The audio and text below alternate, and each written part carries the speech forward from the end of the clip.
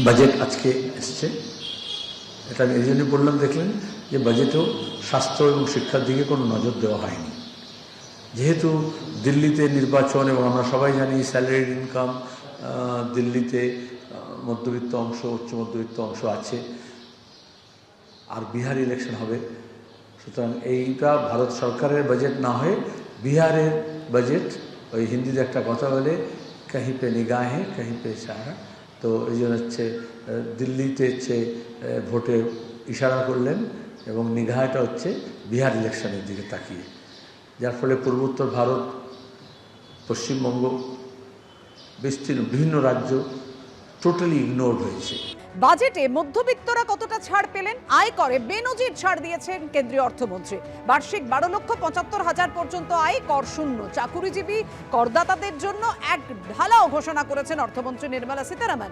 আয়করের সমস্ত স্তরে বিরাট ছাড়, এমনকি প্রবীণদের জন্য সেই সুখবর রয়েছে। সুদে ছাড় 50,000 থেকে বেড়ে হলো 1 লক্ষ।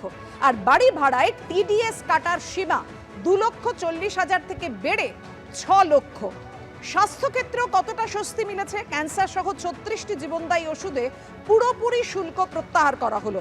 জেলায় জেলায় সরকারি হাসপাতালে ক্যান্সার সেন্টার গড়ে তোলা হবে কেন্দ্রীয় সরকারের তরফে।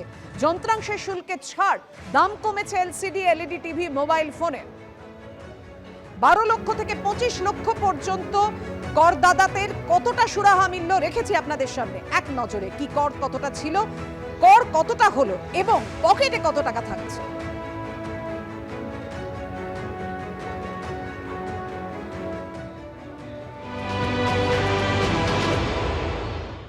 এখানে পরিষ্কার ক্লিয়ারিটি আছে, আগামী দিনে আরো ক্লিয়ারিটি আসবে।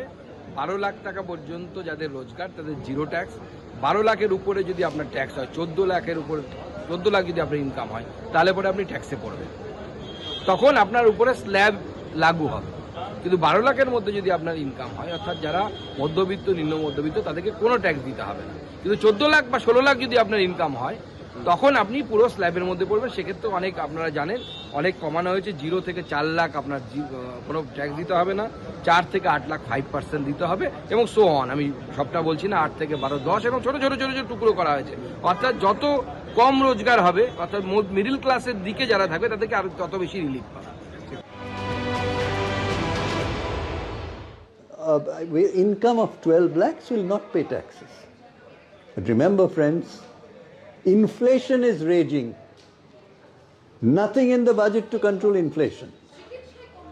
So when you gain that little bit, only 8 crore people pay taxes. Even if some proportion of those people gain a little bit, it'll get eaten up automatically by inflation.